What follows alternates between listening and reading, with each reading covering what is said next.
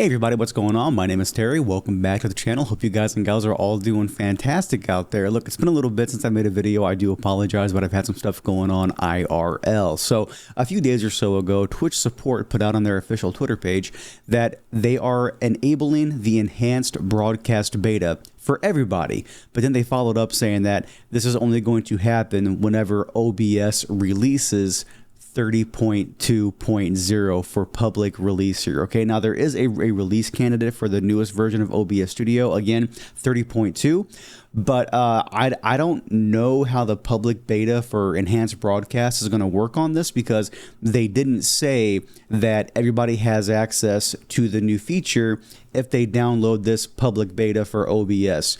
From what I know, it seems like a lot of people that are testing out enhanced broadcast on Twitch with this public beta for the new version of OBS, they already had their account flagged for access to it a few months back whenever they first rolled out that initial closed beta, you know what I mean? So but I have been using the publicly available release here for the beta for OBS Studio, again 30.2.0-RC1, and the enhanced broadcast beta stuff for me on my Twitch account has been working just fine. So if you want to try it for yourself, even if you didn't get, you know, selected a few months or so ago to be a part of that closed initial beta, go ahead and download the public beta here of, again, 30.2.0-RC1 for OBS Studio.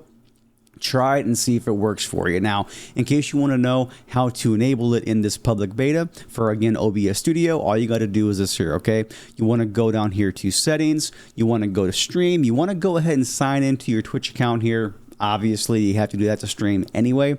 And then all you got to do is you have to check right here, enable enhanced broadcasting. Now, in case y'all don't remember what this here does, I have a whole couple videos explaining it in here and everything, but as we all know, transcoding for any platform is extremely expensive. And since Twitch offers transcoding on the fly for live streams, their transcode servers get hit extremely hard, and those CPU cycles are extremely expensive because it takes a lot of system resources to transcode on the fly, you know, hundreds if not thousands of Twitch streamers streaming at the same time here, obviously, you know what I mean? So what they're doing here is hardware-based transcodes to where the streamer's own computer sends out multiple video streams at one time to Twitch, and they do all the transcoding locally on their graphics card. Now, from what I know, as of right now, it's only available to NVIDIA cards.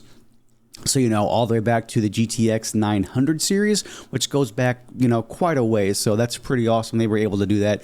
But essentially here, folks, is that if you have any sort of modern day card, including a 1000 series, in my opinion, you should be good to go. Now, again, you can go back to the GTX 900 series, but you might notice some slowdowns. But if you're using like an older PC as a dedicated streaming PC, and you have a separate gaming PC where you do all your gaming and stuff on, you should be just fine. You know what I mean? But so like for my RTX 4080, what it does is that, again, it, you know, transcodes and encodes everything on it. It sends out one stream at 1080p, one at 720p, 480p, 360p, and of course 240p, okay?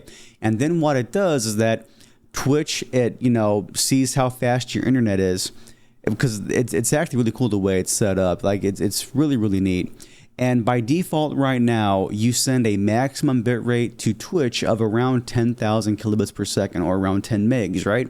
And then what happens is that whenever the Twitch servers receive all that data, it then splits off those different video feeds, those different resolutions, and it cuts them down from that initial higher bit rate. You know what I mean? So 1080p is at around 6,000 kilobits per second. 720p is, you know, like 3,000 kilobits per second, and it just keeps going down, so on and so forth. It's actually really cool. And what's even better about it here, folks, is that in my experience, the transcodes you're able to get locally here are way better than anything Twitch can put out. Because yeah, you know, it's always convenient for, you know, Twitch to do all that heavy lifting. But you know, the CEO of Twitch, Dan Clancy, did say that whenever they purchased those transcode servers years ago, they might have been high end back then, but all these years later, they're really not efficient. And the level of quality you can get from like an RTX graphics card, for example, will completely blow the doors off of any kind of transcode that their own servers can do. So that's pretty awesome. Now, granted, I do have an RTX 4080 in my main machine here,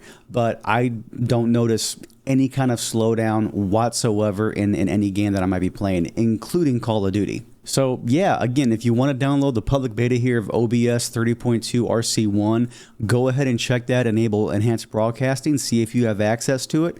Again, I wish they would have clarified that a little bit more in the Twitter post, but they did say that whenever it's actually the final release and it's the, you know, the official new version for OBS Studio, that is when the enhanced broadcast beta will be available to everyone. But hey, again, try out the beta, see if it works for you. And as always, everybody, if you have any questions, sound off in the comments below, and I will catch you guys and gals next time.